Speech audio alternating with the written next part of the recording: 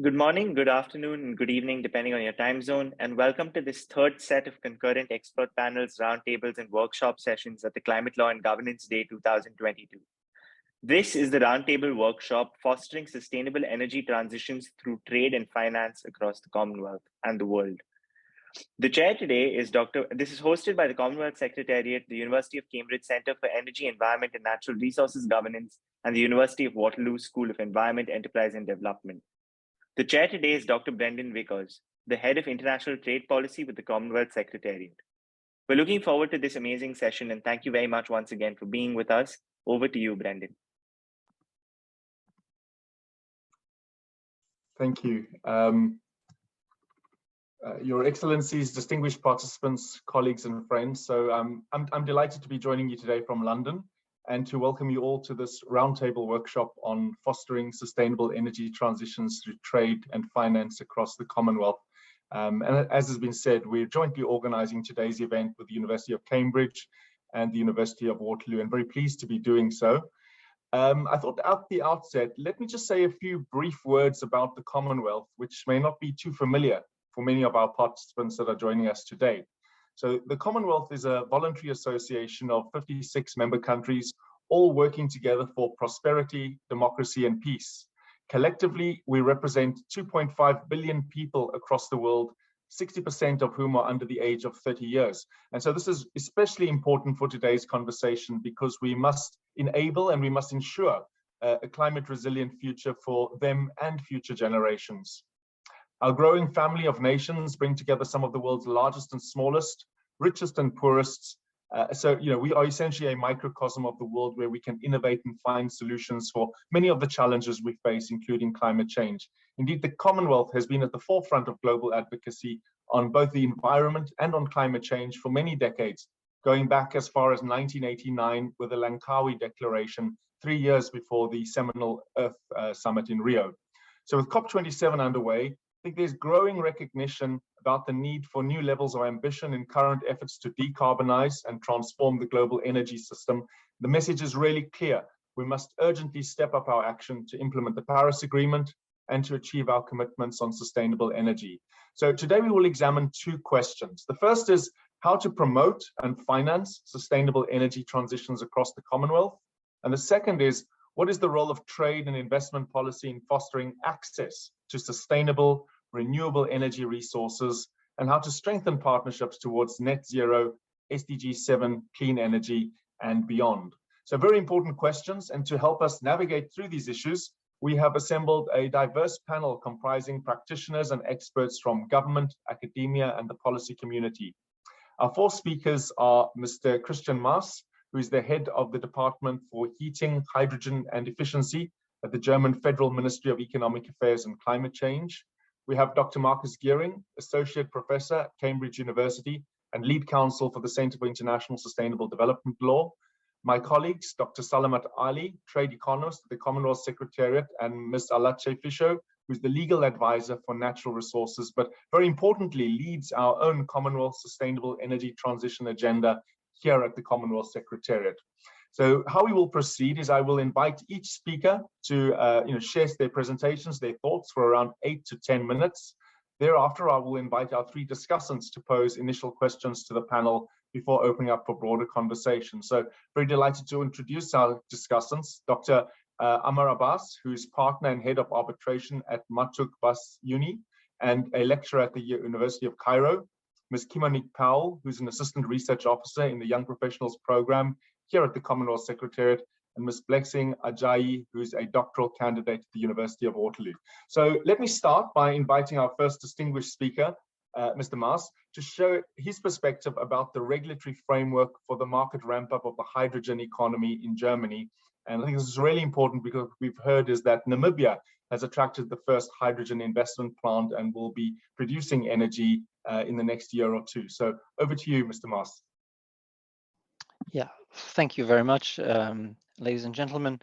Thank you for the kind introduction and giving the opportunity to speak about the regulatory framework of hydrogen, of the hydrogen economy in Germany and the EU. Of course, you know, we're not part of the Commonwealth, but still it is very important for us to collaborate across the globe and to build up and ramp up this new hydrogen economy.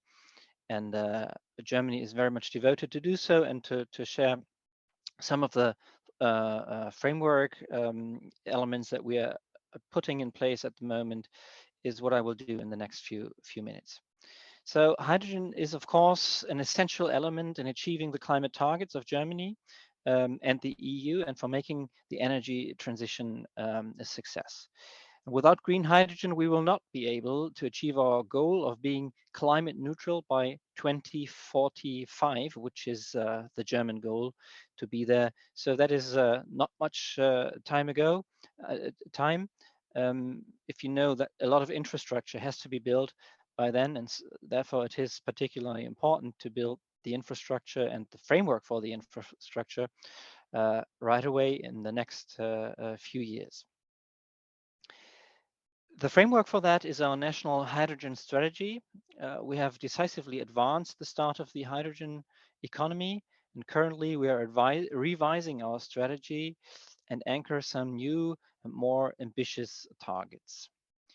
The focus is on creating a dedicated hydrogen market in Germany to give the right incentives, the policy and regulatory framework conditions, and of course, using also the instrument of carbon pricing.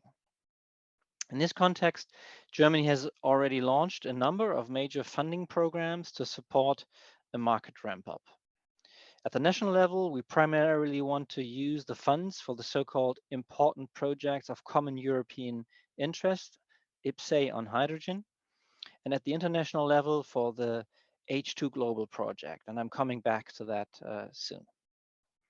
Another very important instrument is carbon contracts for difference for large industrial sites. With this instrument, we will pay the cost of difference between the conventional production method and the climate-friendly production. And we're also planning programs to promote the on and offshore construction of electrolyzers. As I've mentioned, to expand the hydrogen infrastructure is a crucial part of our plans. And our ability to ramp up the hydrogen market also heavily depends on expanding and transforming existing infrastructure of gas infrastructure, but also expanding new infrastructure. At the national level, we are planning a new legal framework in order to speed up the planning and permitting processes. They can take quite a while, not only in Germany, but in many countries around us as well. And so we are seeing at the moment how we can speed up things in the energy crisis. We're at the moment planning new LNG floating regasification and storage units, and they will be up and running after 9 months after the beginning of the terrible war. And so to keep some of that spirit and bring infrastructure in place more quickly than we have been able to in the last years is one of the things we want to keep up for hydrogen. At the same time, we're not forgetting about the climate ambition, of course. And we have to tackle energy security, but the climate ambition is just equally important for us. And so we are looking at the LNG import infrastructure that we're building right now. They have to be hydrogen ready and will be repurposed and reused for hydrogen in the 2040s. The regulatory foundation for the hydrogen market is currently underway with the gas and hydrogen market package at the EU level. And of course, Germany is playing a role in that as well. So a rapid definition of the European framework is very important. And that also means that we need clear criteria for what is green hydrogen. And that is very central for the market ramp up of the green hydrogen throughout the EU. But I think we have to talk about that at the global level as well, and come to clear criteria at the global level. And we want to see the EU take decisions quickly, because we don't have the time to wait any longer. Looking at hydrogen imports now. So we see that the domestic production can only cover a part of our needs, and therefore we have to promote diversified imports from reliable third countries. And against this background, cross-border cooperation is gaining an even greater importance. And this has led us to work on a hydrogen import strategy. H2 Global, as I mentioned, will be the first platform for international trade in green hydrogen. There will be a double auction system, building a bridge between foreign producers with vast resources and domestic users. And at the same time, it guarantees efficient use of public money. And the establishment of a truly global hydrogen market is necessary to reduce our global carbon emissions. And multidimensional global value chains will help to scale production and trade and bring down prices for hydrogen. And regions with sufficient availability of wind and sun, much more than Germany has, as well as sufficient water that we have, can be found especially in emerging economies and will become a part of the global hydrogen network. And in this way, dependency on individual regions, as we have been experiencing now severely with our dependency on Russia, we don't want to see that. So we will see a diverse market, and we will see numerous developing countries trading with Germany and the EU. And for importing countries, there are great economic opportunities providing for the technologies needed to build up a hydrogen economy, and Germany is also ready to help with economic aid there. So I'll leave it with that. Thank you for your attention. I'm very much looking forward to our discussion. Thank you, Mr. Maas. I think that's really interesting around the instruments and the policies, the incentives and the infrastructure, you know, that is required to ramp up the hydrogen economy. I think for the Commonwealth, you know, while you know, we're still at an emerging stage here, I think these are important issues that need to be considered, and the comparative perspective is very important. With that, Dr. Marcus Gehring, could I invite you to join the conversation?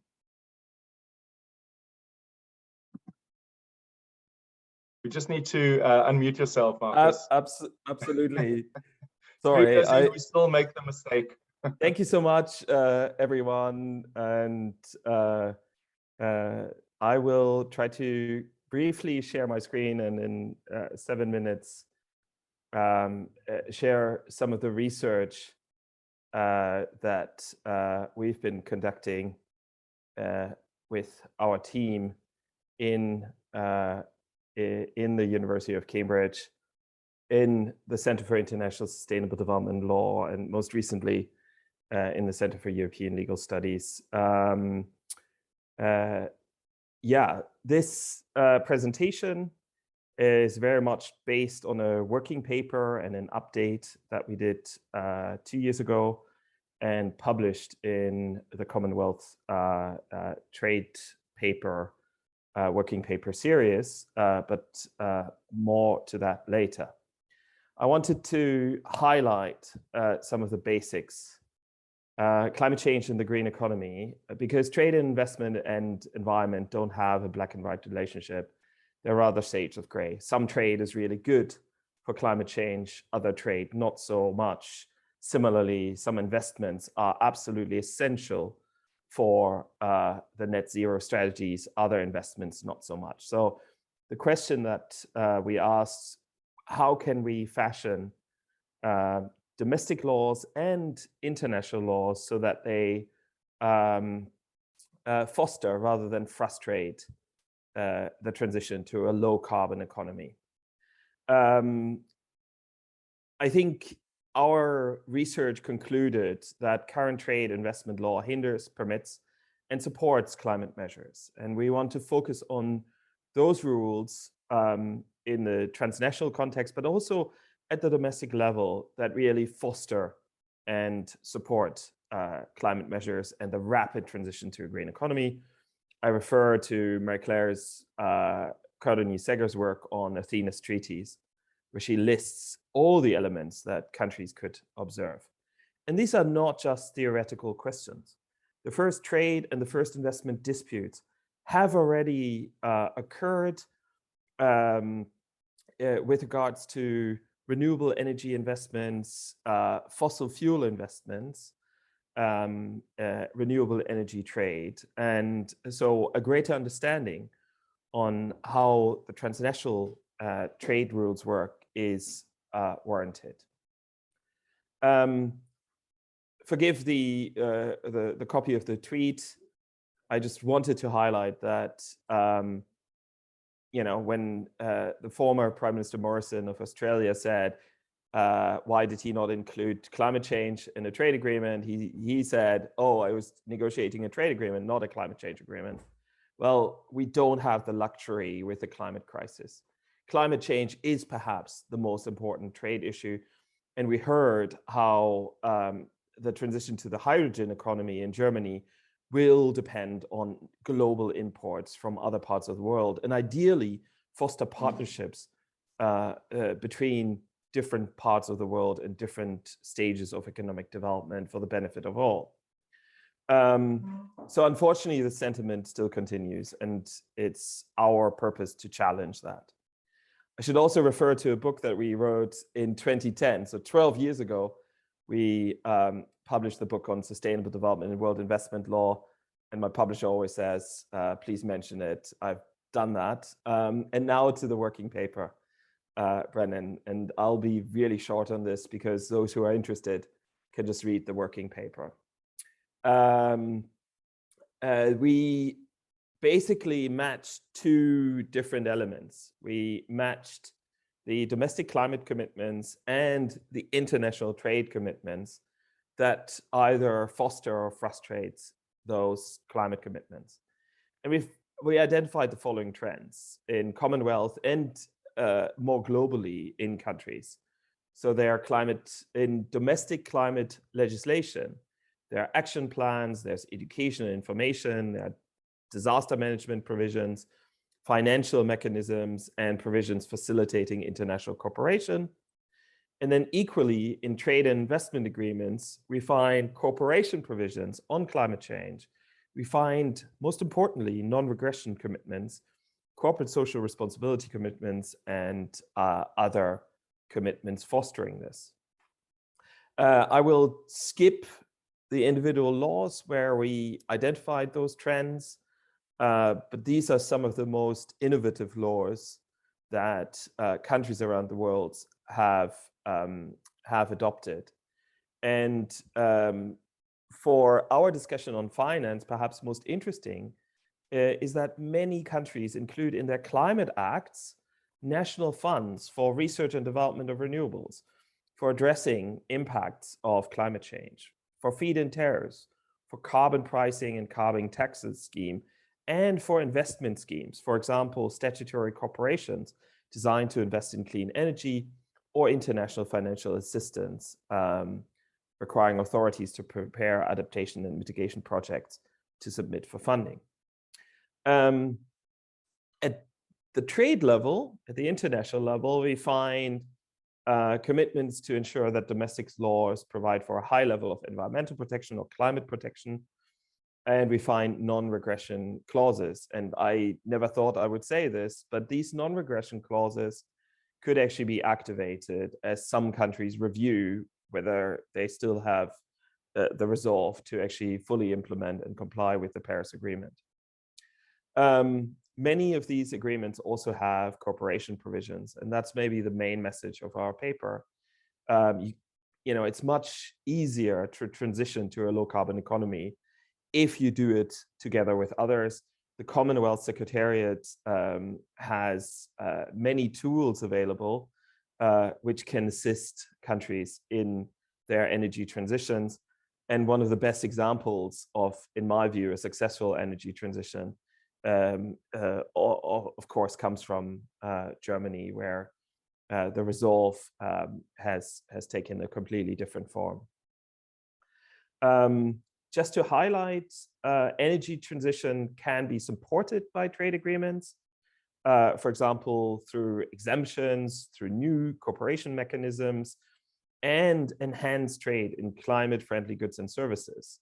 Last week at a trade event, I was asked whether I thought that the US, the recent US Recovery Act was in line with trade obligations. And I answered slightly cagely, of course, it's good for climate change, but if you feel you need to be more protectionist than is necessary in your domestic legislation, that's bad from a trade perspective.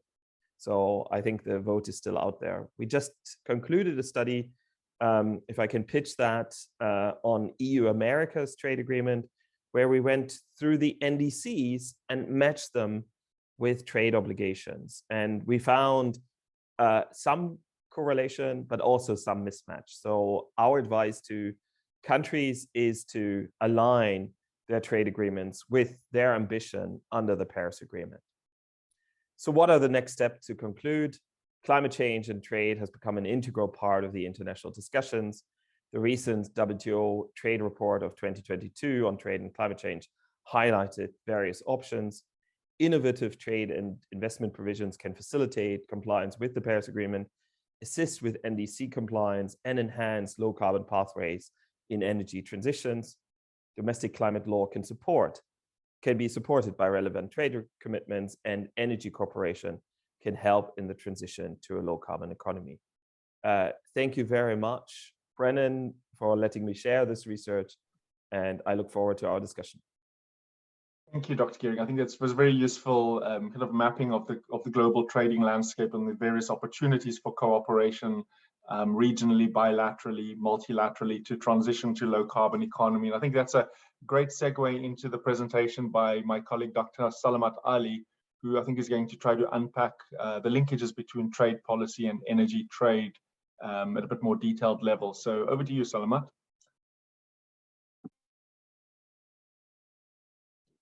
Thanks, Marcus. As Marcus mentioned, climate change is an international trade issue. I think we can also say that energy transition is also an international trade issue because most of the forms of energy are traded. And trade can help by increase the access to transition technology and increase the cost and affordability of those technologies. Colleagues, in the next 4 to 5 minutes, I will do 3 things. I will provide overview of global energy trade, and then I will try to unpack the trade policy and energy transition nexus. And the third thing I would like to do is see how these trade and energy transition discussion is featuring at multilateral and regional trade negotiations. Coming to the first part of my talk, this slide provides an overview of global energy trade in 2021. The big pie chart is about global energy trade, and the right 2 pie charts are about exports and imports of energy in Commonwealth countries. So there are 2 big messages from this data. The first message is that energy trade is a big part of the global trade. So last year, 2.5 trillion worth of energy was exported all over the world, and that is 12% of world merchandise trade. So it means trade is a very important component of energy transition. And second and most important message relating to this event is that most of the trade occurred in carbon-intensive form of the energy. So if we combine trade in fuels and trade in coal, that accounts for 81% of the global energy trade. So it means we have a big task ahead to change this composition of energy. And we see across the world global supply chain crisscrossing traditional form of energy, that is oil and gas, and the new form of energy and minerals, copper, coal, cobalt.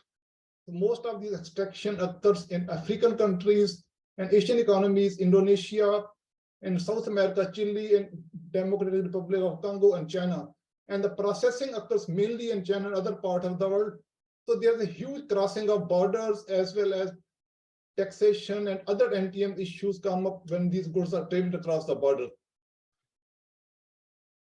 So these traditional forms of energy, fossil fuels, and the transitional form of energy, which we call natural gas, and the future forms of energy, clean energy, solar, wind, so they have complex nexus with the trade policy instruments. So normally we have 4 trade policy instruments: tariffs, non-tariff measures, subsidies, and IPRs. So they apply to all forms of energy, but IPR is very much relevant for these new forms, solar energy, wind and energy, because they relate to the transfer of technology to developing countries. So I will quickly walk you through how these instruments act with energy transition. The 2 important instruments are export and import tariffs and non-tariff measures. As most of these new forms of energy comes from solar and wind or hydro plants, so these products are normally designed in advanced economies in Europe or America, and extraction of the minerals occurs in Africa, and the production mainly occurs in Asia, especially in India, China, and Malaysia. So there's a huge trade generated in this process. And these goods are taxed at different stages of the transport, and these minerals are also taxed. So this WTO's report, which Marcus has mentioned just now, it shows that high-income countries have tariff on average of 1.4%, but low-income countries have tariff of around 7% on these goods. So it means there's a huge scope to cut these tariffs and increase the trade in these forms of energy. But tariffs is not the only issue. Non-tariff issues are the most important for the energy trade. So these NTMs relate to emission standards, energy labeling of appliances, and carbon price adjustment scheme, which we have seen emerging in the EU. Interestingly, NTMs are more relevant in high-income countries, but tariffs are more relevant for the low-income countries. And the WTO report finds that if these tariffs and NTMs are streamlined, energy trade can increase by 5% by 2030. So moving on from tariff to non-tariff measures, subsidies is also another big issue in energy transition. IMF's report finds that last year, 5.9 trillion worth of subsidies fossil fuel subsidies were given in different countries. And that's a big number, 7% of global GDP. And if you see in the daily terms, it's 11 billion a day. So we need a big agenda forward to push these energy shift from fossil fuel to renewable form. And these subsidies have given form to different types of trade dispute at the WTO level. So Marcus has mentioned some of those cases. I have tried to disaggregate this data. If you see, most of these disputes relate to TBT measures on energy, and some of these relate to subsidies as well as TRIPS agreement. So there's a whole range of discussion around that. Coming to the final part of my talk, how this debate is featuring at multilateral and regional level. So as we know, the multilateral regime is quite fragmented at this stage. We don't see much trade initiatives at the multilateral level, but there's a lot going on at the plurilateral level. So two important discussions at the plurilateral level has been EGA, Environmental Goods Agreement, which started discussion in 2014, but in discussion has been mainly stalled. Nothing has actually happened since 2016. But there have been big development on trade and environmental sustainability structure discussion. And this issue featured in MC12, and it will feature again in MC13 next year. And the third important area of the work of the WTO has been fossil fuel reform. But there's a lot of traction around that. And one important development has been WTO's establishment of environmental database. And as you can see, this database is growing very fast, and it is capturing a lot of measures relating to environment, notification, and TPR issues. And interestingly, energy as well as renewables are featuring in the top 10 keywords mentioned in these databases.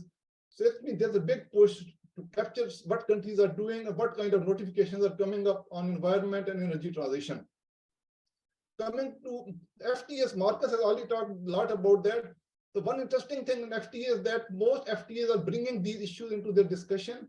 Some of these issues are mentioned in the preamble, some are discussed in the chapters, especially on the environment. And CPTPP agreement, CETA agreement, and agreement between Japan, Switzerland, and EU, South Korea, all these have provisions about energy transition.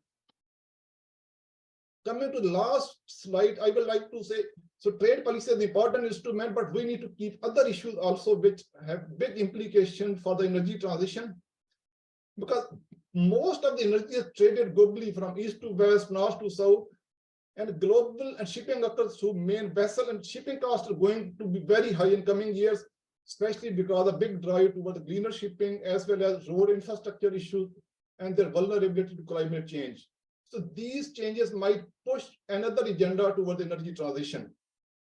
And second issue is the financing of energy transition. I'm sure my colleague Alache will talk about that.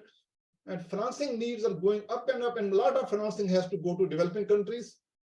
And finally, we need to keep in view that whatever transition we are looking for, it has to be just.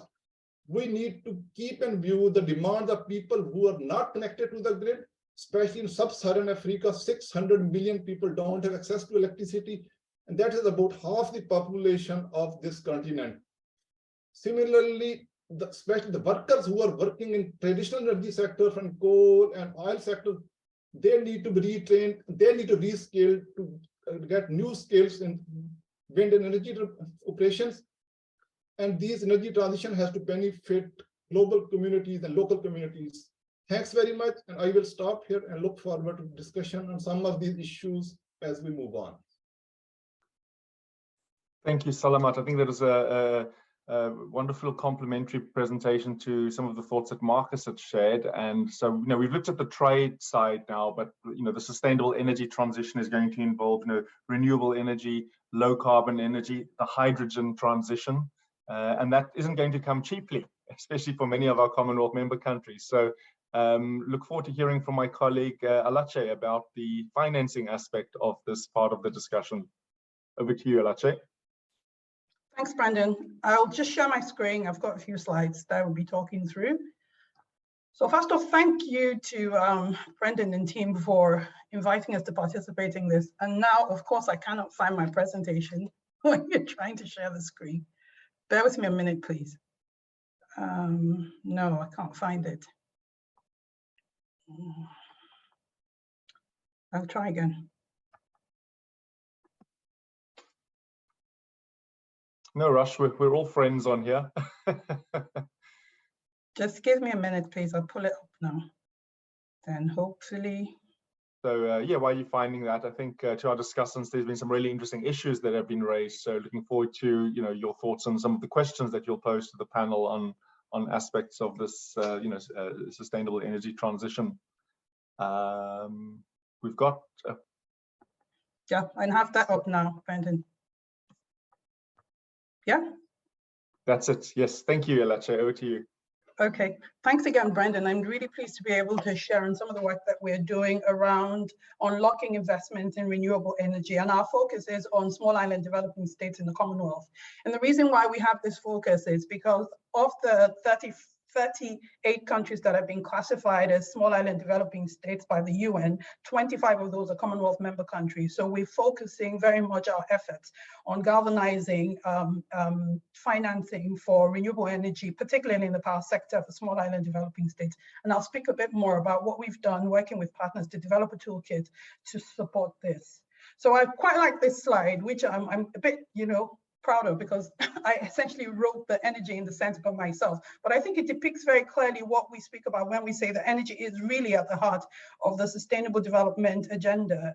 There can be no development if you do not decarbonize the energy sector. So all of the different goals that have been set under the SDGs are all pivotal around energy. If you sort out the energy issues, then you can actually achieve all of this. So whether it is wealth creation, whether it's health, nutrition, water infrastructure, education, even life expectancy itself, all of this is strongly impacted by consumption of energy per capita. So it's essential that we need for the achievement of all of the SDGs, that growth will be achieved in a way that's sustainable and meets our energy demand as forecasted, and as well as the climate goals that we've set.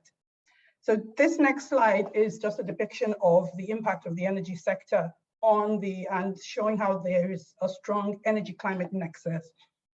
This basically says that, just slightly under 2/3 of energy of the greenhouse gas emissions can be attributable to the production and the use of energy. So again, I will restate that decarbonizing the energy sector has to be at the heart of solutions to mitigate the devastating impacts of climate change. Across the Commonwealth, this is a common goal. So whilst the goal is common, we do acknowledge that the pathways will differ for countries based on their circumstances. And indeed, the preamble to the Paris Agreement references the need to consider a transition that is just and is equitable, that recognizes that different countries must have different pathways. So just looking at the forecast for energy demand growth, the EIA has forecasted that demand will increase by 47% in the next 30 years, which will be driven by population and economic growth. Some projections even have this tripling by 2050. Most of this demand will be in emerging and developing economies where there is no significant transition to sustainable or renewable forms of energy.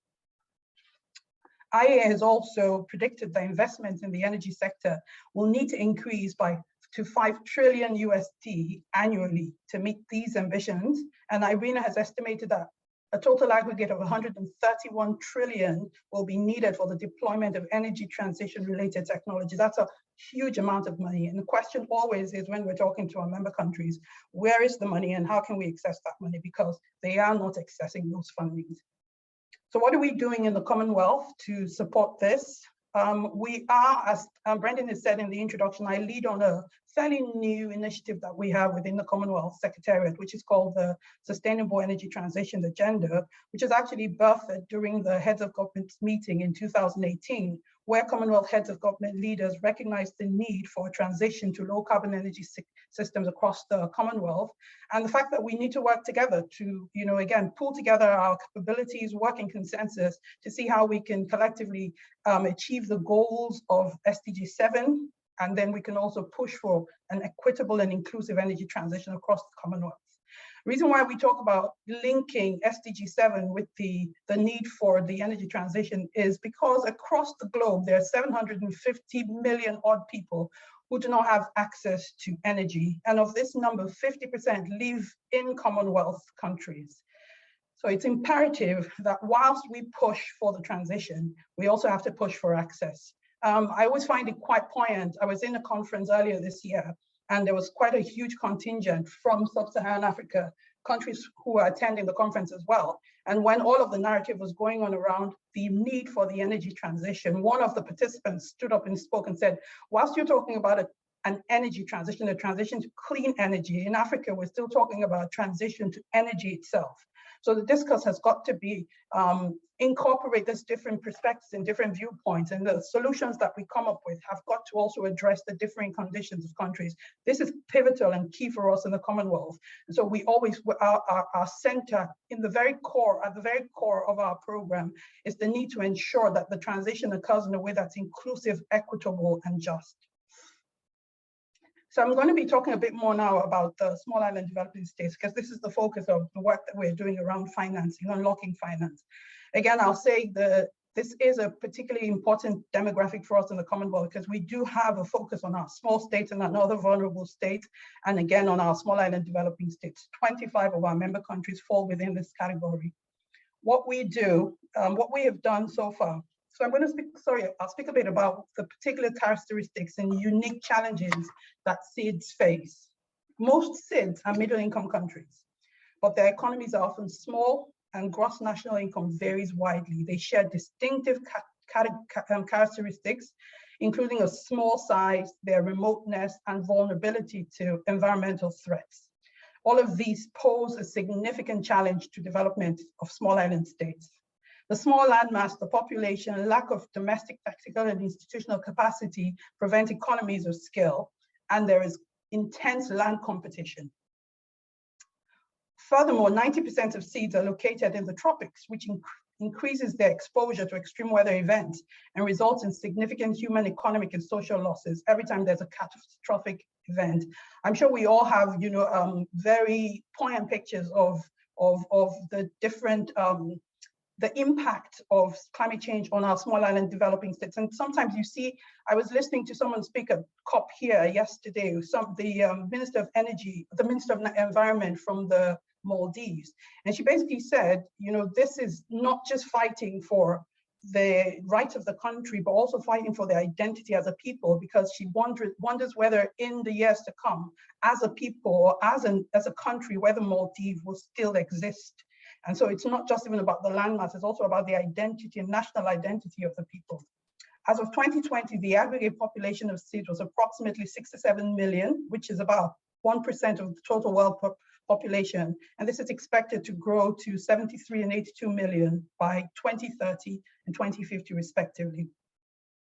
For SIDS, despite contributing less than 1% of total, that's 1% of total greenhouse gas emissions. Again, I say they've been disproportionately impacted by and are on the front lines of resulting climate change events. Electricity consumption is increasing steadily in SIDS. As I said, the increase that's projected will occur across emerging countries, emerging economies, and developing countries.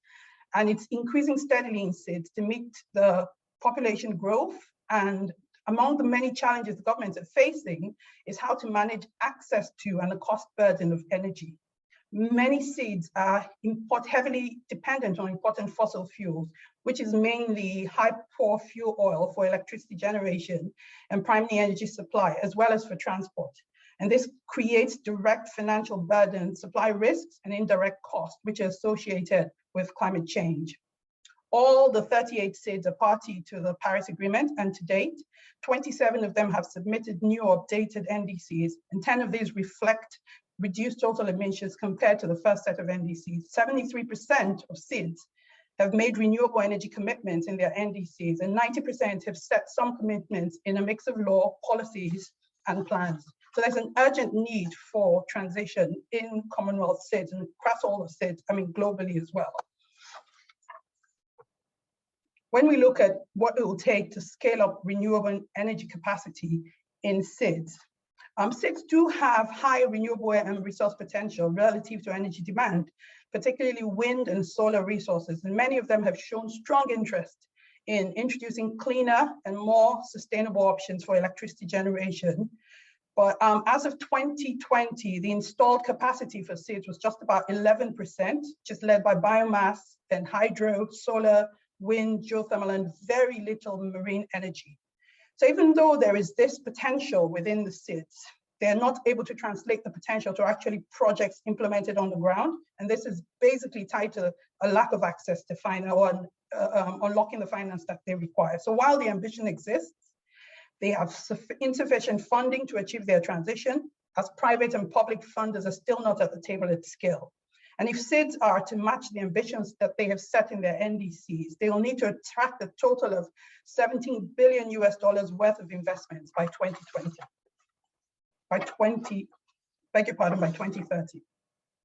So some of the barriers that SIDS face, again, I've spoken to the small size, the remoteness, so leading to a lack of economies of scale, low economies of scale, so higher costs for provisions of state services. And additionally, in our research, we found that lenders perceive that there is higher political risks in some of the SIDS in comparison to larger islands. They typically have concerns both in terms of political volatility, enforcement of obligations of the government. There's deficiencies or ambiguities in the legal and regulatory framework, restrictive conditions, and many of the local financial institutions are not developed, so they don't have the capacity to support project financing. And oftentimes they also see a resistance by the incumbent, usually state-owned power companies, to new tech. On the side of government, however, there's the high cost and lack of suitable financing models. Models that are presented are often very fragmented, and it's exacerbated by stringent financing procedures that don't consider local conditions and expectations. There is a lack of a negotiating capacity, a lack of long-term planning and political commitments. There's weak regional coordination. And in some cases, there's the need for social or cultural changes to switch energy sources or technology. So there are quite some barriers that exist. And I think some of them are not just common to SIDS, they cut across developing countries, but some of them are unique to small island developing states. So what are we doing in the Commonwealth Secretariat? Working with Sustainable Energy for All, we've developed a toolkit, which we call our SIDS Clean Energy Toolkit. It's an analytical framework that quantifies the level of clean energy investments that's required to achieve a country's climate targets for the renewable energy sector. It also calculates the associated impact in terms of net financial returns, a reduction in CO2 emission, savings on national foreign expenditure and water use, and also job creation. It identifies the specific policy and regulatory gaps and measures required to close those gaps in accordance with international benchmarks. The toolkit was launched on the fringes of COP26 last year, and since then we've produced 2 pilot cases for the Republic of Seychelles and for Barbados. And I'm just going to show you a snapshot of what the result sheets for both of them look like. So we're looking now at the result sheets for Barbados, and essentially what this says is that Barbados will need 1.4 million USD over 2021 to 2050 to meet its targets for 100% RE within its energy mix by 2030. And the next slide for Seychelles shows that Seychelles needs 671 million USD. And when I look at these figures, again, it just comes back to the fact that the countries say, comparatively speaking, these are, they're not big sums. We're talking 1.4 million US, that's a 1.4 billion, and you're talking 671 million for Seychelles. But the impact that this inflow will make within these countries and also globally towards meeting global targets for the energy transition will be immense. So again, I think I'll just close by saying that we see this as actually low-hanging fruit.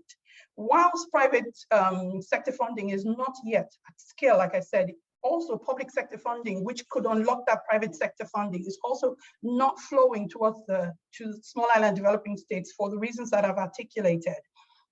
If we can begin to see this financing flows make their way to these countries, they are not significant, but the impact as regards achieving global climate targets and really reaching to the people who are mostly impacted by the occurrences of climate change will be significant. So I think I'll just stop there now, Brendan, and I will pass back to you, and I'm happy to take questions during the discussion session. Thank you. Thank you, Alache, for really bringing the CIDS into the discussion and highlighting the challenges and the vulnerabilities that they face. And you mentioned $17 billion investment by 2030, which in the bigger scheme of things is small change. It's a rounding error. We need to bring this investment to our smallest members. So I am watching the clock, and I know we have 3 discussants. So perhaps I could invite our discussants maybe just to ask one question each, so that we allow enough time for the panel to respond to questions. I'm not sure if you have a particular question or you just want to throw out a statement or a question, and then our panelists can pick and choose how they'd like to respond in a closing round. So Dr. Abbas, over to you. Thank you. I would just, thank you for the presentations. And one thing I think a common theme is the financial need for supporting these clean energy and transferring technology. And I think for Mr. Christian Massey, you mentioned economic aid. I think also there is the technology transfer that might be needed. I'm not sure. And this was also touched upon by Ms. Alache Fisho. And I think if there is a global solution for that you are thinking of for these issues of transfer of technology and financial aid, for clean energy, I think this would be my question.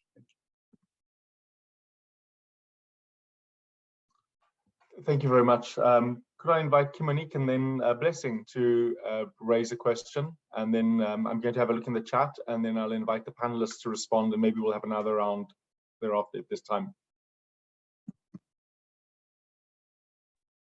Thank you so much, Brendan, and thanks to the panelists for a very interesting discussion.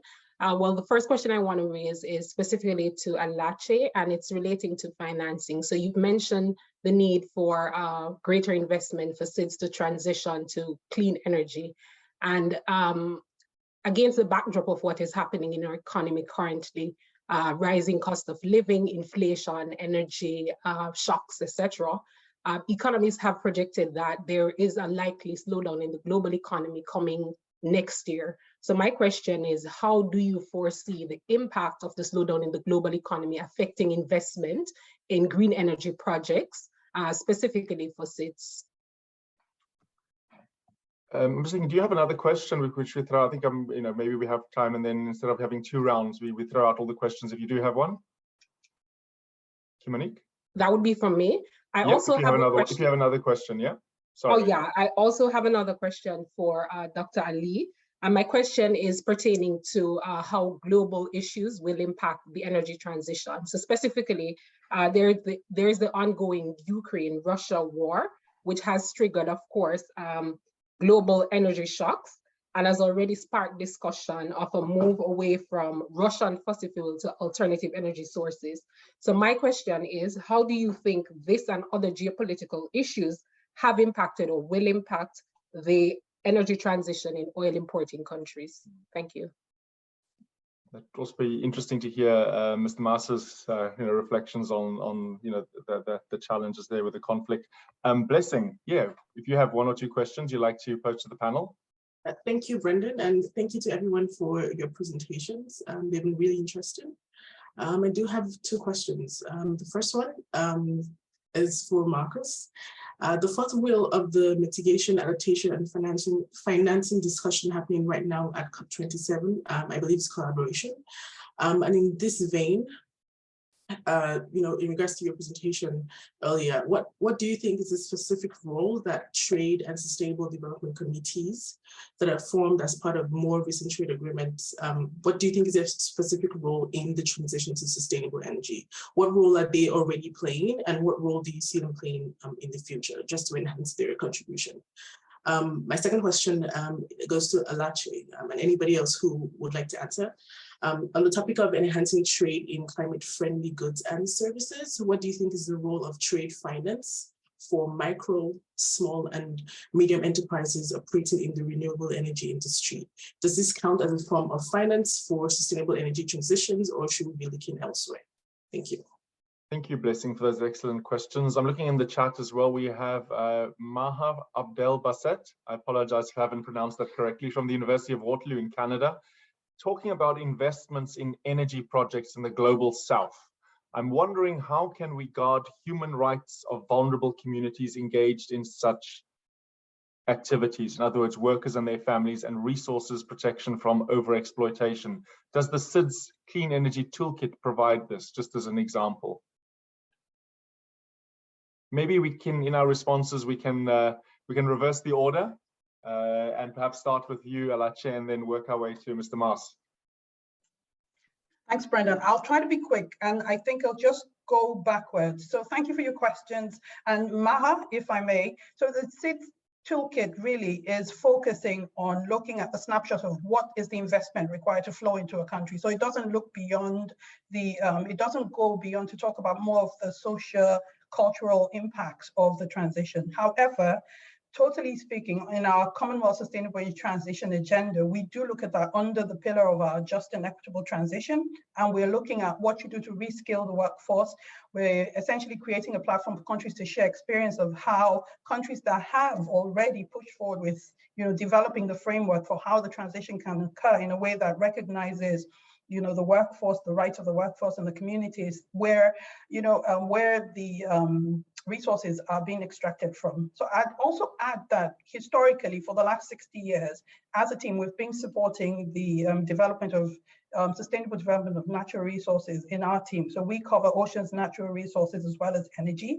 And we've always pushed for an equitable approach to exploitation of natural resources, and understanding as well that many fossil fuel dependent countries will need to have a strategy towards the transition that recognizes how this is going to impact the workforce, how that's going to impact communities that are dependent on those industries as well.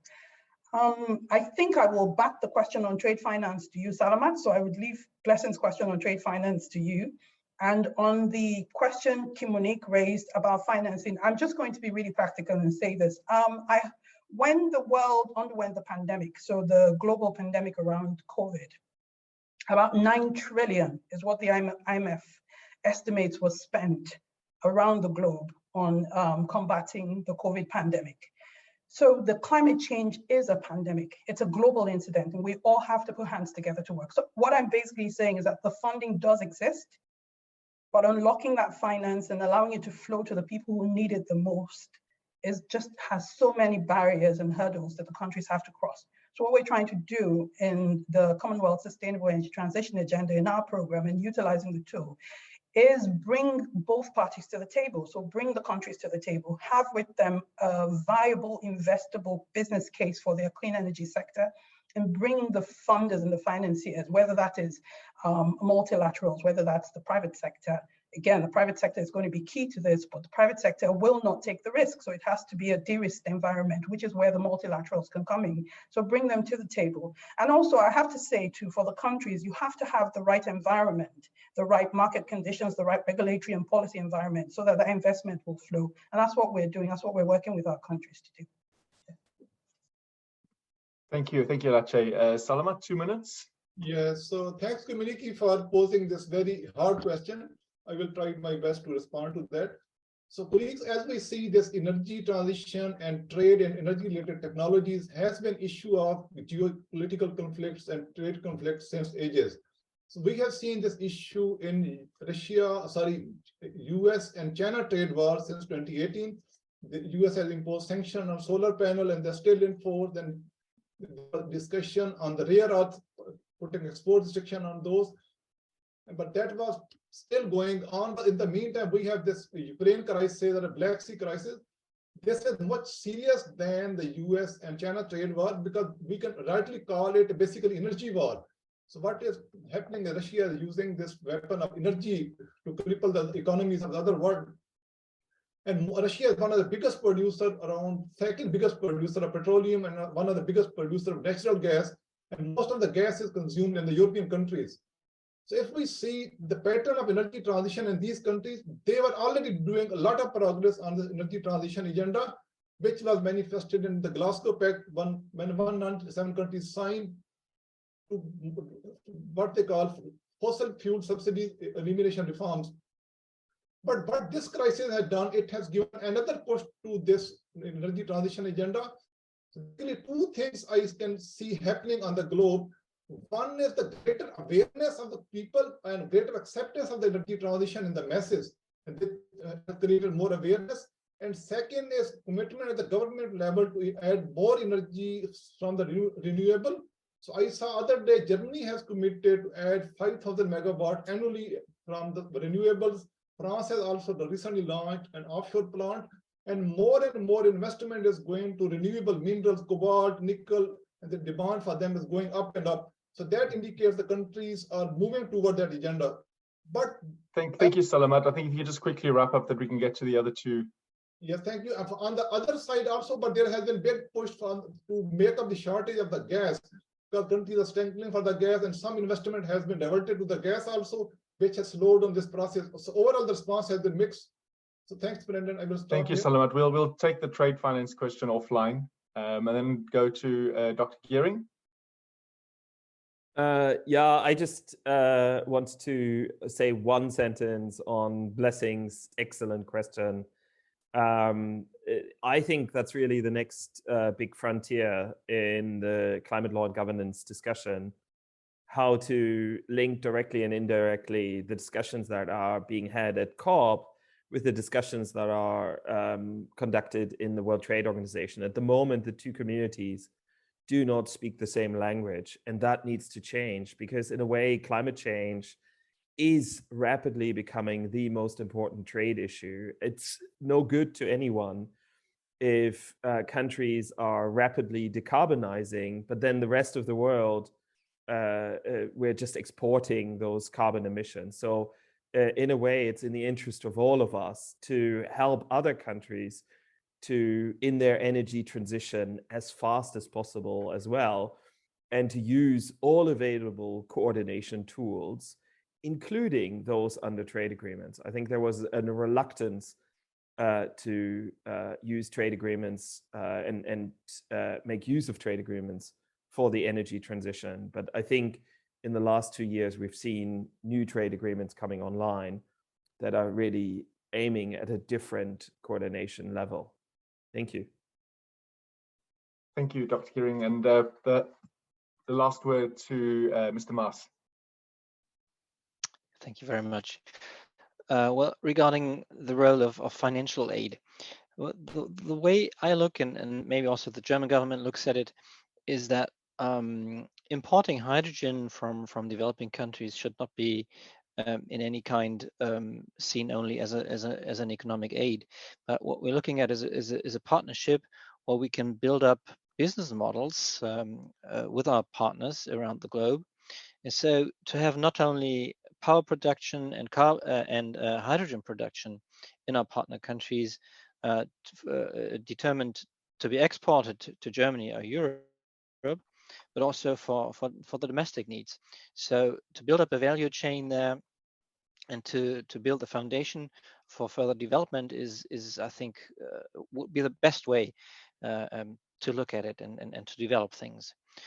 and regarding the impact of the conflict and the recession, I think what we're experiencing now is that the scarcity that we experience not only for energy, but also the impacts on the supply chain at the global scale has taught us a very tough lesson that we have to decrease dependencies, and markets are already responding to that. And one of the responses is, I think we will see more production of renewables in Europe and in the US as well as we can see with the Inflation Reduction Act, and we will probably see similar things in Europe, so that we will have not as much as such a concentrated hotspots of industrial production of PV and wind, but that we will see producers all over the world and